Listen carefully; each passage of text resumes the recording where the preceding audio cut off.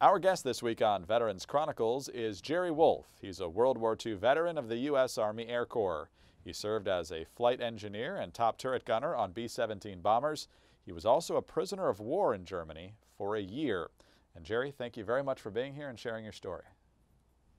Where, sir, were you born and raised? Brooklyn, New York. I was born April 27, 1924. I guess my youth or everything was just as normal as anybody else, and I guess I did a little better at school. I graduated high school and I started college. I don't think I was 18, okay? And I remember asking permission to smoke a pipe because if I went to have lunch with someone in the college cafeteria, they're offering you cigarettes or whatnot, okay? So I started smoking to make it look like I was older with a pipe. Aha, aha. So were you a senior in high school or a freshman in college when the Japanese I attacked had Pearl a Harbor? year and a half, almost 2 years at college. No, when Pearl Harbor happened, okay, I and 5 of my friends, okay, we were in a pool room, shooting pool. Yeah. Okay, and everybody stopped suddenly, and you're hearing, where is Pearl Harbor? What's going on? What's this? And then, of course, when you went home, okay, and then you went back to school, the papers and everything carried, we were bombed, we were attacked, and that was a big amount when the ship went down to it. Then they made the draft, okay. I went back to college. I wasn't 18. I wanted to fly. My mother said, no, please don't. And I made a promise to my mother I would not fly. Okay, and we were losing professors, and then along came an offer that we couldn't refuse. It was getting near Christmas. As a gift, all of us who were going to go to the service would get credit for the term without taking any exams or whatnot, because you were going to parties, you were going see people that you didn't see, you're going to be leaving soon, you thought you're going to be up front in the draft. Well, anyway, I decided to enlist. Okay, when I went, in fact, it was Thanksgiving, it was about 6 of us from the college. At first, I was trying out or working out with the wrestling team, and the Marines came in and they said, don't enlist and we'll stop you from the draft, okay, we'll take you when we want you. But I didn't want any part of the Marines. I went to the Air Corps, okay? When I said, it was a pilot, gun, they didn't want any flying personnel. No gunners, no pilots, navigator, bombardier. Incidentally, most of the navigators and bombardiers were washed out pilots. The reason being either they didn't have the reflexes or the quickness or what it was. And they showed that they didn't get airsick. That was a major requirement, because if you got airsick, you were of no value up in the air. Well, anyway, I went there. Okay, you're taking a battery of tests and whatnot. And they said, no, we have nothing flying or whatnot. I had been working. My dad had his own little business, plumbing and heating. Okay, I knew tools and different things, some electricity, oil burners, and different things. And I said, I'm going to go enlist. I was now a little over 18. So I enlisted in the Army Air Corps as a airplane mechanic. We went from Camp Upton, New York, to Miami for basic. Okay, we stayed in basic a couple of weeks, marching around Florida, Miami. We had a beautiful hotel on the waterfront, and it was really very nice. Okay, I remember New Year's Day, where I was on the train, KP, and we were on our way to Amarillo, Texas, where I was going to go to sort of basic training and basic airplane mechanic. Okay, we arrived in Amarillo. They warned you, if you hear somebody yell, duck, drop to the ground. The sandstorms were terrible, okay? And I guess as an 18-year-old, I had my first taste of anti-Semitism. How we got to walk on the main street, there were 2 blocks, I don't know, but we headed in that direction. There were about 6 of us, and we picked up some young ladies, and we started to walk. This is the town, 2 blocks, and that's Amarillo, okay? And there was a big Levine's department store. And this one guy from the West, I forgot his name, always was picking, "Hey, Jerry, a relative of yours?" And I didn't like the tone. I said, "I don't know, could be. I have to wait till we go back to barracks." P.S. I got a letter from home. Go to Levine's department store. You have a cousin there, Dave Arca. We went back the next day, and again we met the girls, and we're walking. And this girl started to cry. She was really bawling. And again, I ran up. They were about maybe a half a block ahead of us, the rest of the group. And, "Hey, Jerry, show her your horns. She thinks Jews have horns." Oh, P.S. I never spoke to that guy again. I never heard, that story or what.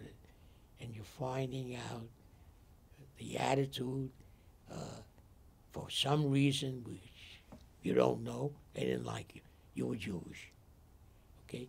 Well, anyway, I got to see my cousin, and it was Easter. I spent Passover with them.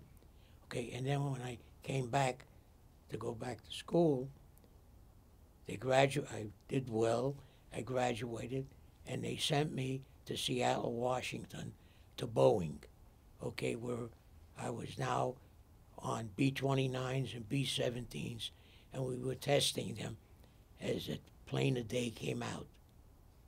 Okay, we went to Salt Lake City, and I thought we were going to be geared to go to the Philippines on B-29s. Okay, the B-29 was not going to be used in the European theater as such that I knew about, because you didn't have the newspapers or things that you can tell. Well, anyway, we got there to Salt Lake City. The colonel had us come out, and then he said to all of the whole group, there must have been 80 to 100, "You all volunteered for gunnery." What? We're flying? Yes. Kingman, Arizona, Las Vegas. You became a gunner. The good old Army. There were a lot who did not make it because they got airsick. I wanted to fly, and I was the happiest guy. Okay, it was a twin cockpit. You had the back cockpit, the pilot in the front. There was a machine gun mounted on it, and they took you out over water, and you had to follow a tow target, and then he would take you a certain distance, and you try to hit the tow target to it. Each day you had a different color bullet. So they would count how many blue holes, how many red holes, because there was wet paint on the edge of each of your bullets. Okay, it was really very interesting. You had to stand up, sort of aim your machine gun, and then if you finished, you were to wave your machine gun, and he would just go, and then the next plane was coming and firing at the target. Okay, and when I got back, you were sort of guaranteed you're going to pass. It was about halfway through the course, one of the instructors came over and said, "How you doing?" Okay, and he introduced me to the pilot, and they looked at it. What was my record? They said, "You're doing okay." What do you mean? Otherwise, we would take you right up to the target. And then he actually told me, "You didn't get sick. You're what we need." Okay, P.S., okay, you finished. We had to really learn the 50 caliber machine gun. We could break it down, blindfold, and then we went on. Okay, places I never heard of.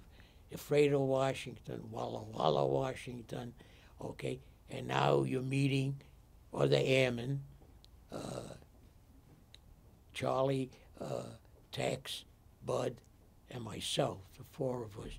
Charlie was also a mechanic. Okay, we met our pilot, A.J. Matthias. For a long time, he wouldn't tell us what the initials were, A.J., and then we found out Adolf J. Matthias, and he didn't like that. Okay, so you never called him AJ. Yes, sir, yes, sir.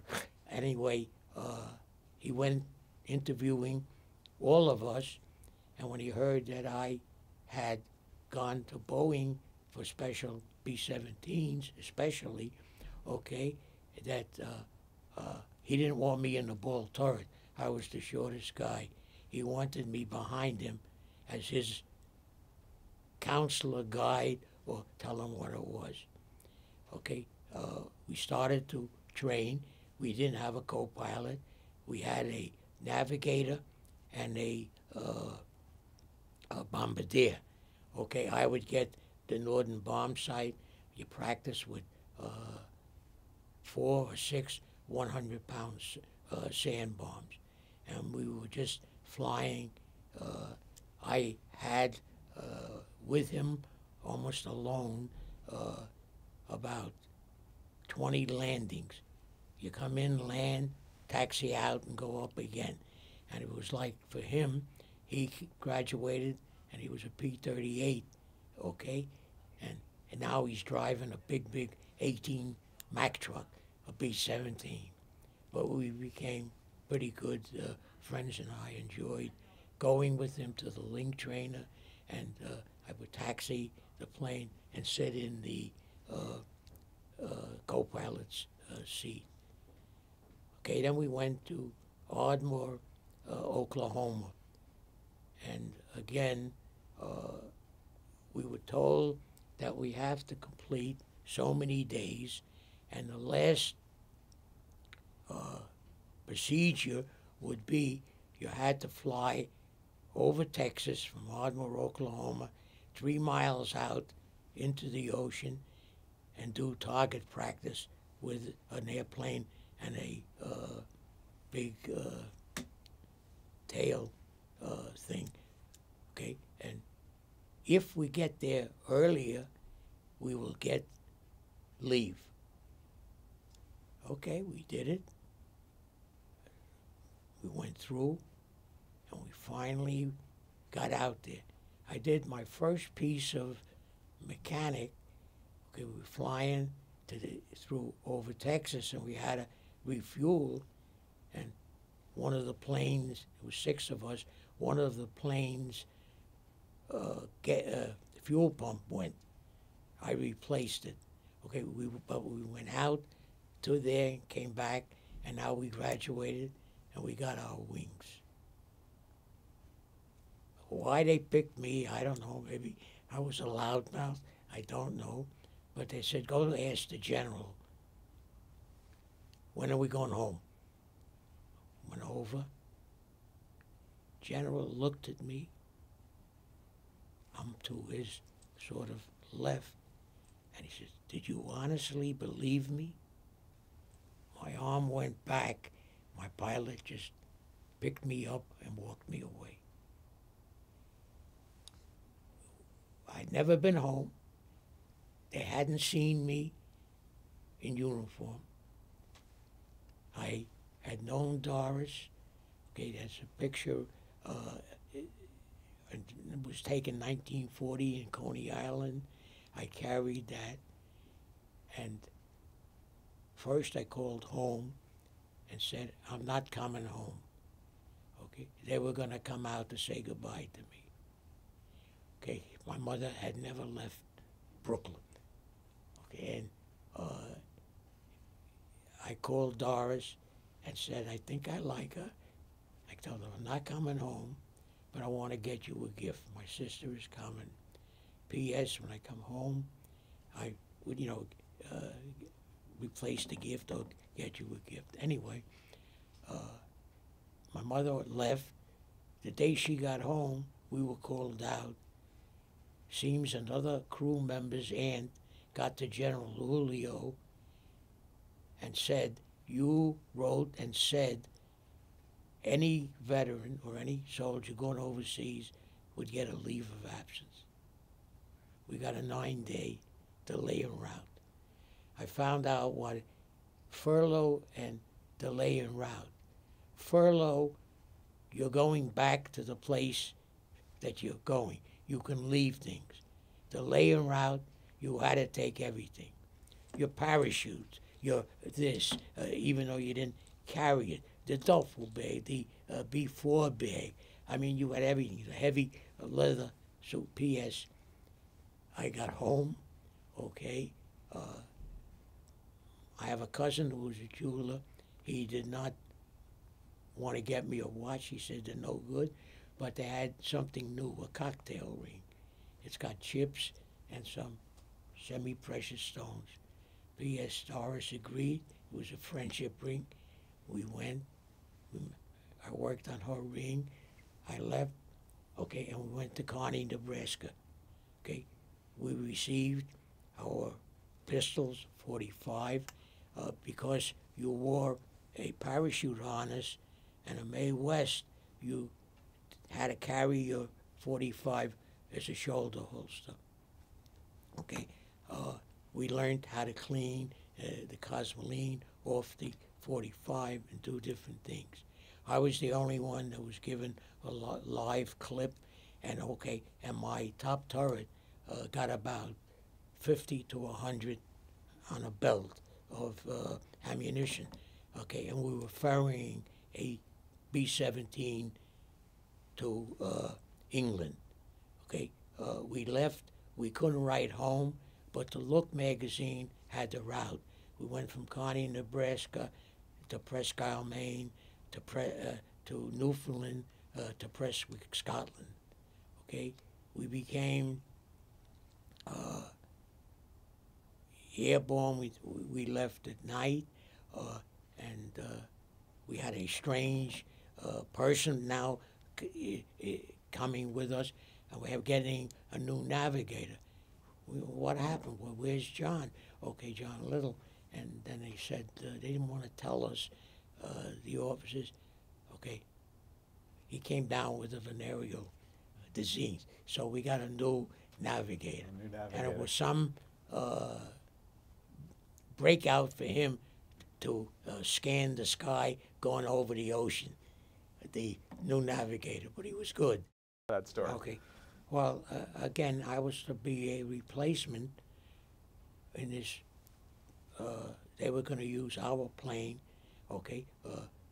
No, not our plane, but I was not going to fly the top turret because they had a gunnery system, okay? I was asked to fly the waist, okay, which made it even worse to me, as you know, to come up. Well, anyway, I looked, around and I said, am I the only Jew that's afraid? Yes, I'm afraid. Well, so what? I train. I'm supposed to be good. My gunnery was good. Well, anyway, I went, okay. It was very interesting to learn their method. The top turret controlled who sees who or whatnot. Basically, everyone on the plane sees out, okay, and see your area. If you see an airplane, they were to report to the top turret. Let's say the tail saw it, and a plane at 6 o'clock, okay, Tex, you got him, which meant that Tex is going to stay with him till he knows friend or foe. If it's foe, everybody can shoot or turn towards him, because top turret, ball turret, tail, nose can go 360. Okay, so you can, you're going around. Okay, and we also had, they gave us in the plane a box of silver paper called chaff, bundles of silver paper. And I said, what's this? My job was to throw it out. Okay, that is supposed to divert the German radar to follow the chaff. Well, anyway, we didn't see any fighters, but I swear that flak was enough to walk on. And the first flight was Berlin. It is the worst target in Europe. 1,088 guns, no matter what angle you're coming in. The 88 is shooting at you. You're at 24,000. Their gun will shoot higher than that, okay? And they use proximity fuses. They knew your altitude and they knew your speed. They didn't have to hit you. The shell would explode, and you're going through the shrapnel. So it's almost like on the bottom, on the ground, cannon bursting and the pieces of shell flying everywhere. Hopefully, they hoped that it would hit the engine, pieces of shell or something. Okay, when I got back, we didn't fly till about 7 days or 8 days from it. But something which I didn't understand at first, and then it came to me when I met the crew that I flew with the first mission. They asked me my name, okay, and rank, okay, and handed me, before we took off, handed me a piece of paper with my name on a little piece of cheese paper. We got back, okay. They tow you, put you with the hot stands, tie you down. You take off your parachute and put it where ours was at the hut, okay? And up drives a truck. It's like a station wagon. I mean, like a sandwich wagon. The lunch wagons, okay? And who's driving it and who's on board? The doctors, the flight surgeons. You hand in the piece of paper, I want Canadian Club, double shot. Hey, Doc, we can't drink and fly. I got the briefing, we didn't know. It was the beginning. He said, if we don't calm you, you're not coming back. So I got 24 double shots more. If I did 25 missions. And if the strange thing was, there was a group of women in England who wrote us up in the paper that the Americans teach the teenagers to drink. But the books would not, say. And from what I understand, the flight surgeons, they carried it on at the beginning of the Vietnam. If not, they gave you phenobarbital or something like that Okay, it was the beginning. Okay, some of the crews were refusing to fly. What you saw were planes going down. You got, and we didn't know the numbers that were there. I only know the number of planes that I had on the day I was shot down because of that mission. But a plane had at least, I think, over 1,000 planes. Okay, they're on fire. You're seeing guys jump out. You're seeing their parachute open and burn. They pull too soon. The chute goes 30, 40 feet above you. Engines are bellowing flame or the wing. Okay, so you don't want to open it. Too late for them. And you make up your mind, if I have to jump, I'm going to count to 50. Forget the 25. Okay, it went on, and our own mission, okay, we did pretty good, but we got 2 replacements, and we didn't see any fighters, but we saw, again, plenty of flak. I forgot which target it was, but let me get to, we did another Berlin. I don't know if that was the 8th or 9th or 10th. We were on the bomb run. Okay, now you had the Northern bomb site, which can drop a pickle in a barrel, and you can do it, and a 10-minute bomb run. But because you had so many planes, they had to get you centered in a way. So anywhere from the initial point, which could be here, and you're the target, straight, level, no up, no down, no change in the speed. You got anywhere from a half hour to 45 minutes flying. And that ack is just pounding away. And all you can do is just stay there, hump down, and you can hear, again, the aluminum, you can hear the pieces bursting through. And you know, when you get landed, you start counting holes. But nobody was hurt or what. Okay, now this went on for a couple missions.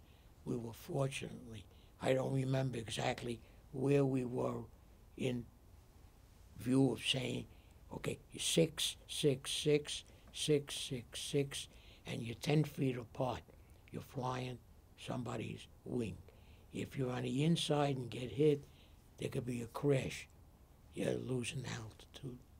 Well, anyway, we were on a run to Berlin, okay?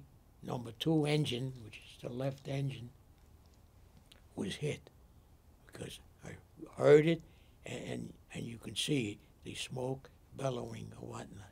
Okay, we put the fire out. Okay, we didn't leave. We were still flying on the 3 engines with the other 5 guys. Okay, and we went in, dropped the bombs, and you do 180, go. Okay, and something was bothering me. We did the 180, and engineer to ball turret gunner, Charlie, come back. What? Check number 2. Okay. Number 2 calls back, clean cowling. Holy Moses, that means gasoline is pouring. I can transfer fuel. Behind me are the valves. You can transfer from 2 tank to 1, 3, and 4. Okay? And we're riding, okay? I transferred, I don't know how much from that tank to each tank, okay? And I'm still not feeling that calm. Engineer to navigator, okay? It was like a shock. You could hear a pin drop. Navigator to engineer, go. I want an ETA, estimated time of arrival. He says, I know what you're talking about. Give me a couple minutes. Call back, 7.5 hours. Okay? Okay. Anything else? No. How, what's how bad? I said, I don't know. I transferred fuel. I don't know. We have an emergency airfield when you cross the channel. I'd like to go in there. Let me know when we hit the coast. Okay, we're flying along. No fighters that day either. We saw them off in the distance, but again, plenty of planes were hit like we were flak. Okay, and we get to the coast, and I want to talk to the pilot now, and tap the co-pilot. He's the only one that's on intercom. Oh, let me just say that the only malfunctioning thing we had to tend with was your oxygen mask. For some reason, they heated the gloves. You had silk gloves underneath. They heated the boots. They never heated that, okay? Which meant that there's a condensation and it freezes. And out you go. You're not going to die, but you're out. Okay, so you keep breaking your mask to keep it from, hardening or to whatever it is. Well, anyway, it's normally minus 52, but anyway, we're coming around, and I said to the co-pilot after he asked for an oxygen check that I'd like to go to the airfield, the emergency, and we'll see what happens then. So he switched with the pilot, and now have the pilot. How bad is it, Jerry? Okay, transfer fuel? I don't know. Again, that's the same story. We're holding with the three. No, we'll go in with the group. I don't know how many miles it is from the coast to our airfield. Okay, we're number 7 to land, and you're circling. Number 1, screwed up. Now you're starting all over. No way, Jose. I took the very pistol, put it in, a red flare. I disobeyed direct order. He turned around to me, and by this time, I'm hearing his radio crackle. Anti to W, William, prepare for crash landing. Okay. He came. Now, he turned to me. I was going to be a buck private, okay? Because I disobeyed his direct order. He was going in with the group. He did a beautiful landing, taxi down the runway, turns off the runway, 3 engines conk out. He turned to me and said, "Don't ever let me do it again." We became the best of friends. We didn't even have fumes. We were out of gas. So yes, I earned my pay. It was just a hunch. Other times, I think we came in with 3 engines about 4 or 5 times, okay? You transferred fuel, okay? You had enough. I guess you had a good wind, or, to help you because the hours were different and things like that. But again, so you had now, the plane to worry other than that. But again, he never, did anything like that again. Yes. Mr. Wolf, let's take another break. We'll be right back with your amazing story of great service to our country on Veterans Chronicles. We are back on Veterans Chronicles on the Radio America Network. I'm Greg Columbus, joined in studio today by Jerry Wolf, World War II veteran of the U.S. Army Air Corps. He served as a flight engineer and top turret gunner on B-17 bombers and was a prisoner of war in Germany for a year. And Jerry, it was your 25th bombing mission where Yes. your plane was shot down. Tell us what happened that day. It all started, the target was Magdeburg, an oil refinery. Okay, there was a 1-hour delay. Okay, we were not supposed to fly that day. Okay, the night before, we were told first that we would do a week's leave, the flak leave, okay, and that they were going to use our plane or whatnot. Why are we flying? The pilot volunteered the plane and us. So we took off an hour late. Okay, so we started out with a little haziness. Okay, we had nothing wrong that we saw or anything, and we're now approaching the outskirts of the target of Magdeburg. P.S. Out of nowhere, it started to explode. Okay, and I saw this ME-109.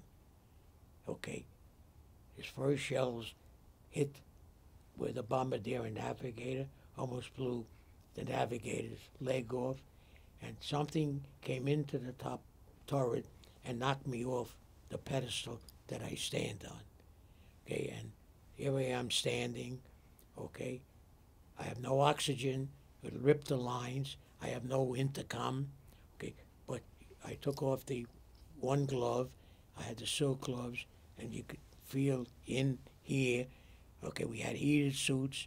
I felt the suit torn, the wires broken, and later I saw when I got on the ground that the long johns were cut. So something that hit me was sharp on the sides, hit me flat. Okay, I yelled, "I'm hit," but nobody heard me because my intercom was off. Okay, I'm looking around. We dropped the bombs. Okay, you cannot wear the parachutes in the airplane. All of us had chest chutes, and they're big and they're wide. You can't hook it on. You would not fit in the turret, or you would not fit in to the cockpit. I mean, to things like that. So the parachutes, there's a big oxygen tank to my left near the plane where you go down to the navigator and bombardier compartment. The three parachutes, pilot, co-pilot, myself, were there. Okay, but the first thing you hit, you drop your bombs. The bombs are armed. So the bomb bay was open. I don't think he closed it. I watched the navigator crawl to the hatch, okay, and it's on a curve. Okay, the big door is out in the back of the plane. Okay, you walk out.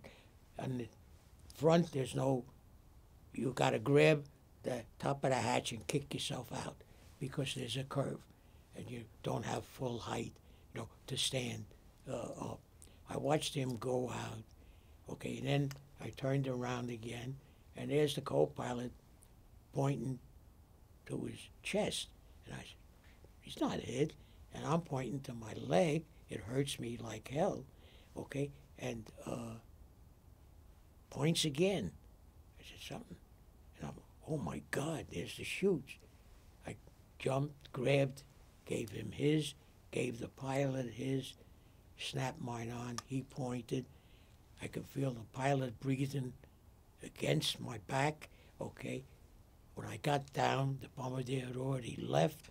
The door slammed, okay, because he opened it, forced his way out. The airstream closed it. So the bombardier had pulled the pins. It didn't go out. I kicked the hatch. It went out. And I got the co-pilot. I watched the bombardier go, co-pilot. I went, okay, screaming because they tell you it relieves that pressure to what it is. I don't remember anything else. I blacked out. I came to, I was bouncing. And I was in pain. I had just gone to the bathroom, and the harness was not in the crotch right. That bounce hurt me. I'm starting to crawl up and then, try to move the harness into the real part of the crotch, which I did. And then to look up, amazing. don't know you're falling. You have nothing to measure. You're floating. I expected to hear music. All you see is sky, and the only way you know you're dropping is you see a cloud layer below you, and you're going through it. It was beautiful, the feeling. And then reality sets in. But just before that, a 109 came at me, did 180, and left me swinging. I did not know that was a kamikaze. If I swung high enough, I'm dead. It overturns the parachute. He didn't shoot me, so he would not be blamed. It was a malfunction or what. So I went to straighten the harness thing, and I put my hands up there. I'm seeing red drops, and I'm looking, and then I can see pieces of flak in my left glove and arm. So I did everything, with my right, and it sets in. I'm going to kill my mother. The MIA goes home tomorrow. This was Sunday. What lays ahead? And you're living a whole life. Married, I had children, I had this, okay? And it's just, you're floating. And I came to this big forest, and I looked down, I could see ground now, and those trees looked awful tall. I'm going to get hung up. And I remember, if you take 3 strands and pull down and let go, you're going to go in that direction. So I'm coming in, and I didn't like that, and I did that, and I see a beautiful opening, a hut, okay, a big round bush, and a house. And I see this blue uniform come running out with the rifle. He runs to the bush, puts his back to the bush, and points the rifle. I made the mistake of watching him, and now I'm really close. I had to do what they jump over the lay level. In other words, that you're sort of flattened out because it was high power lines. So instead of coming in forward, I came in sort of half forward and backwards, and I did a sort of shoulder back roll.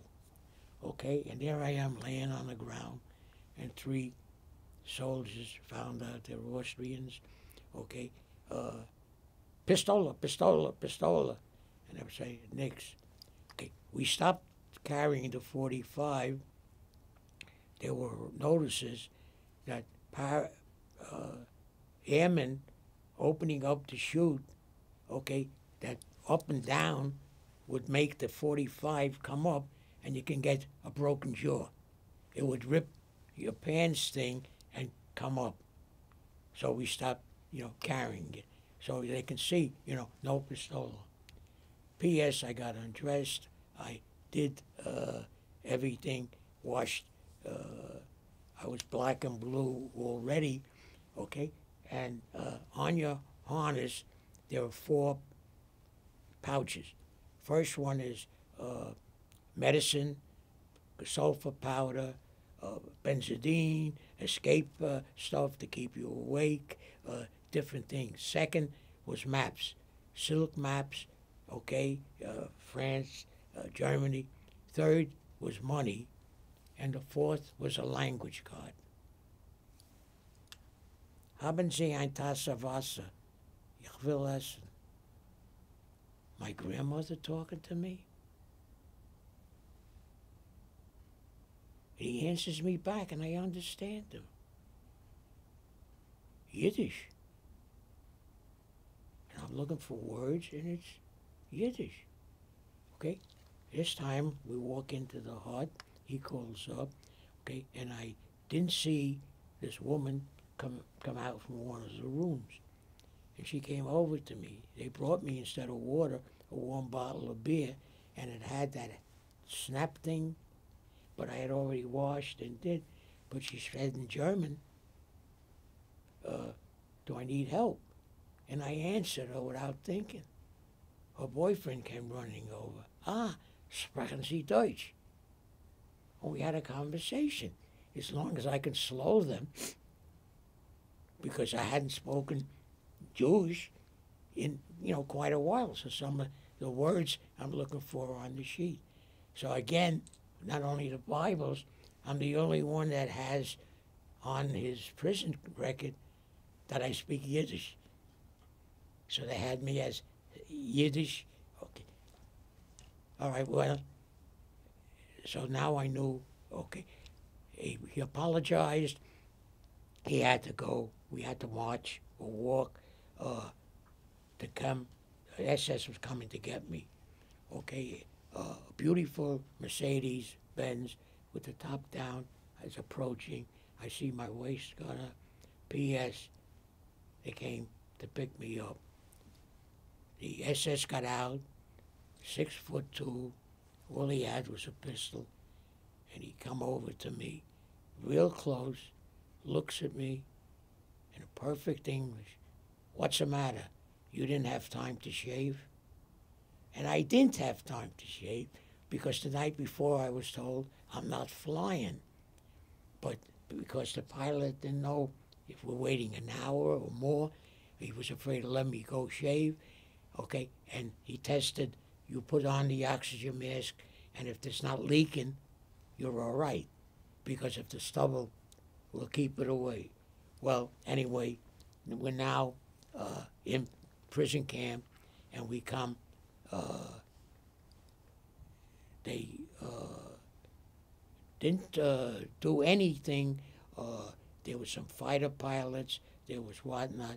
Well, anyway, I started in talking. When I walked into the room, we had made up that you don't know each other, because there was something that they hated the flying because of machine gun and everything. Well, anyway, they marched us to this hospital, okay, and everywhere there was a school, you went around the block 3 times to make it look like you have 3 times the number of prisoners. Okay, or you went to the interrogation, and there was this guy. He was already up at the table with the interrogator. His face was black and blue. Okay, and American pilot was behind me. Okay, and my turn now came. Oh, he said something about you're Jewish. And of course, he said yes. Okay, now it's my turn. Well, I watched him tear the dog tag, so I took the dog tag and threw it on my own and threw it on the table and said, I'm 1, 2, and darn proud. He got up, he looked at me, his monocle dropped. We don't kill Jews. Perfect English. P.S. The dog tag goes to the German Red Cross. That goes to the Swiss Red Cross, which goes to the American Red Cross, which goes to the War Department. And that's why the second telegram said, from information from the International Red Cross, he is now a prisoner. That's how they knew I was, and then you're coming to camp. Okay, in camp, again, on the train load, going from Wetzlar, Germany to Pomerania. We were between Stettin and Danzig, Stalag 4. There were 3 types of camps in Germany. Your concentration camp for the European Jew, a Stalag for the work group, the infantry, everyone below sergeant, okay, and then the Stalag, the Air Corps. But we were the only ones that were really interrogated, okay. I was in, what do you call it, confinement the first night, okay, all alone. In the morning, somebody walked in with an American uniform, gave me a cigarette and said, "Where you from?" "Brooklyn." "Who's on first base?" "At the Dodgers." Okay, we're talking baseball, and then suddenly he says, "Who's your gunnery officer?" I said to myself, "Wait a minute, what the hell has that got to do with Brooklyn?" Shut up.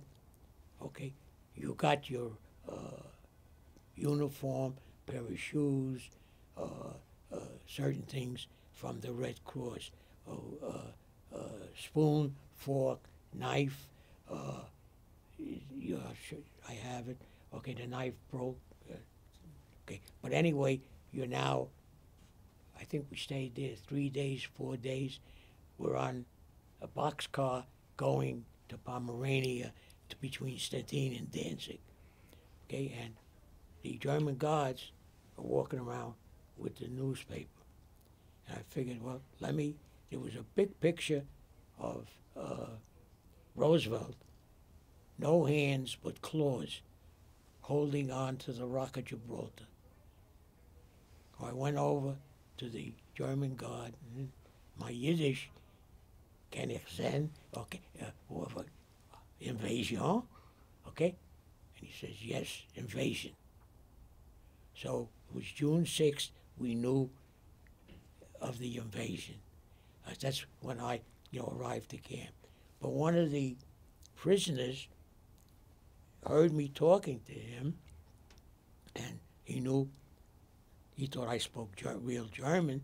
Well, anyway, when we got to camp, okay, they wanted me to watch this guy, Mike Tricky, okay? They thought he was collaborating.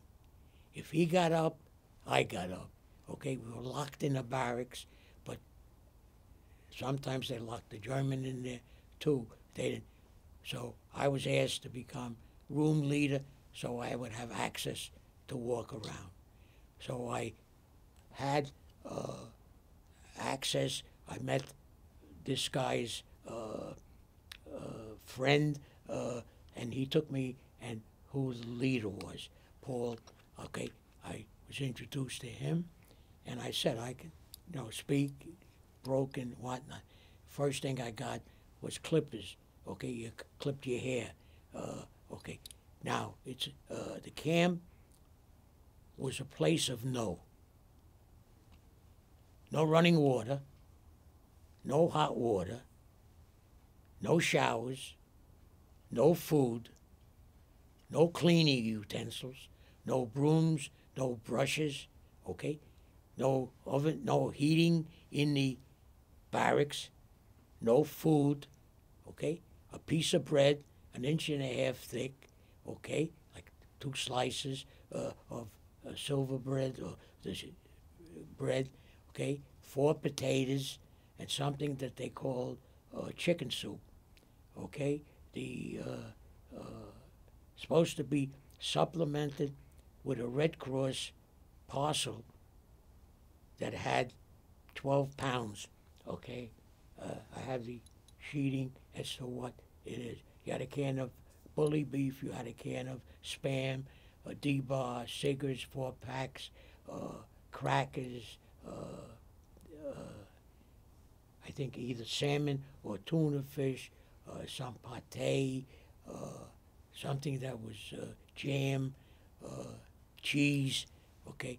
Instead of lasting what's supposed to 1 week for one prisoner, it was 2 of us for 3 weeks, okay? I gave up my chocolate for cigarettes. So Stanley, he gave me his portion of cigarettes, and I gave him my portion of the chocolate, the thing. And then it was all up to you. I mean, it was really, we didn't work, so basically it was like baseball time. leader made everybody get up.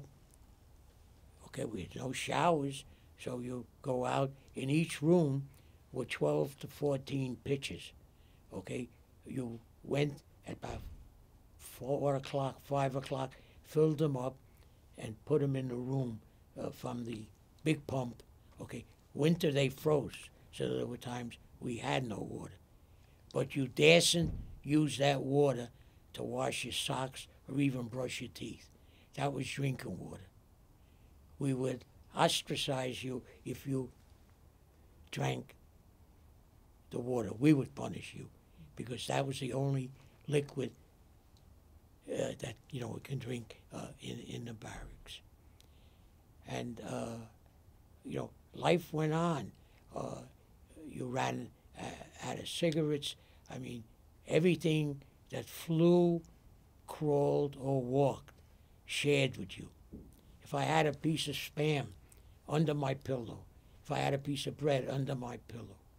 So everything that you left under your pillow, how come we didn't get ptomaine? Diarrhea and dysentery ran rampant. By the time I got to the camp, it opened 3 weeks earlier than it should have. They already picked the kitchen crew. They would take the potatoes with kohlrabi, with rutabaga, dehydrated cabbage, everything that would give you dysentery and diarrhea. It ran rampant. Everyone in camp had diarrhea or dysentery. Lice was everything. Okay, and you just followed, 3 times a day roll call. And then they brought in a couple of thousand British. Okay, they had been prisoners 2-3 years. They asked to take over. Okay, they said no, we're not going to fall out for the afternoon roll call. The Germans couldn't count. You're out there for 2 hours and they can't get a count. P.S. And the British would drive him crazy, hide somebody or whatnot. Okay, they were always doing something like that. Well, anyway, we sort of minded our own business. Your guards used to come in to the room, okay, just carrying a pistol. We had this one guard, called him Big Stoop, from the TV, Stalag 17 something, okay? I called him every name under the sun. One day, playing Monopoly, okay, and this guy jumped up and bumped into him, and he said, "Ouch." That was not German. His hand went to his pistol. Then he looked at us, and he turned to me in perfect English. "You son of a bitch. You called me every name." We became good friends. They were put in there because they had been to Chicago or to New York or to the garment district, who spoke English and understood English and listened to our stories. So again, it was, what it was. Okay. And what, as they say, we got a whole stack of reading books from the Red Cross. We even got, should have gone south, the netting, bug netting, insect netting, and things like that. But they sent everything that you could use, and it was good. Okay, and most of the time, like when we first started, the exercise. So we made somebody was very ingenuity and took a piece of tree limb, made a bat. We made a softball. We would play softball, one room against the other, and then then barracks to barracks to barracks, play each other for the World Series. And that particular day, okay, it was in June, it was nice and warm. In walked these two, they had to be field marshals or something, but leather from head to toe. And I edged over closer to them. And in German, because they didn't know, I could understand it. Okay, we're losing to these kids. That's what one, said to the other. So, but nobody, said anything. And it's, again, as I say, it went on. What I used to do is I would take 2-3 puffs. Somehow I got some French cigarettes, and they were strong as hell. Okay, you take a lot of water. You lay down in the afternoon and sleep as much as you can, because your stomach is growling. You're going to get that goddamn potato mush. Maybe you got a small piece of beef left. Okay, if there was any meat in the stew, it was horse meat, and very little of it. Okay, and you're dreaming, you want to go home, but you're going to be that stubborn. No matter what they do to you, you're going to make them have X number of soldiers guarding you, because that was so-called your secondary job to it. Okay, the morning I went over to Paul that particular day, I forgot, somewhere at the end of January, and I said, what do you want me to do today? He says, Germans are complaining somebody stole an empty milk can. We had, in the Red Cross parcel, was a can of powdered milk. What the hell? What they gonna do with it? One can? There's 1 million in the forelocker outside the barbed wire. Well, anyway, I went over to, where is the can? On the potbelly stove, on the outlet. It fit the outlet. Now, how do you get to the roof, to the chimney? And I knew that a tea, and if you could take 3 cans and cut and do those things, okay, you could make a tea. In those days, you seal the can with asbestos. I mean, it was still asbestos. Okay, well, anyway, I went to who's in charge of our lager. There were 4 lagers, lager A, B, C, D. We were A. And I said, Hauptmann Wolf, if I know he spoke English, if I trade, I can't trade for shears that will cut barbed wire. He says, you better not. Okay. I said, but do you have a steam fitter? We can make a tea. Maybe we can make some teas and get some heat. We're freezing our behinds off. It was cold. You got 2 blankets and your winter coat, and you never took your clothes off. I did not take my pants and shirt off from the day I was in the Dulagluft. They gave it to me, the Red Cross package, okay, till we were freed. Well, anyway, I had some guys make drawings, and we sat down, and the steam fitter said in German, yes, Wolf was interpreting the English. Can we do this? Can we, and he answered him yes. And I said, well, he said, we can do it. Let's go. He says, still got a problem. What's your problem? He says, I can't give you him. I can't give you an interpreter.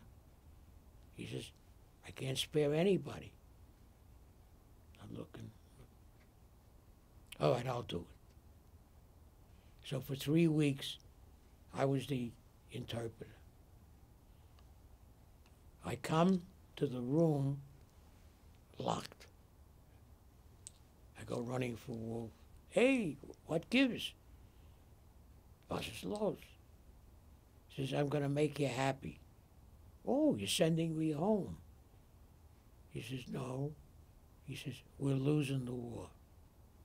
The Russians just broke through. We're evacuating the camp. Where are we going? Stalag Luft 3. Oh, no. He looks at me, he said, what's the matter? I got a package from home coming, cigarettes, a salami, clothing. You're not going to forward it to wherever we're going. He says, gee, I never thought of it. But he says, anyway, I spoke with the commandant, and to show you our thanks for what you tried to do, we have something for you, a gift. And he brought me the book. It was a Greek Bible. Oh, he says, gee, there's another one, wait a minute. And he ran out to the outer barracks and brought in the 5 books of Moses in Hebrew. That's how I got the second Bible, which is stamped from the... and then, of course, we went by boxcar to Nuremberg, forced march. It was the time that I'll never forget it, because we were marching, and I knew some of the guards who came with us, and they got a bicycle and they'd go out and get a barn, maybe 2 miles, 4 miles, so we don't sleep in the open, and maybe have the woman bake us some bread, or we'll give her each a cigarette. So you got 150 guys following. Okay, they'll have cigarettes and things like that. And we're hearing taps being blown and wondering what the hell is going on. And he rode up with the bicycle, and I asked him in German, you know what? He says, your president died last night.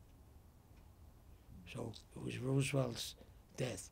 Who's president? Truman. Who the hell is he? Nobody knew. And then the story goes that they used to have your latrines. I'll show you the picture.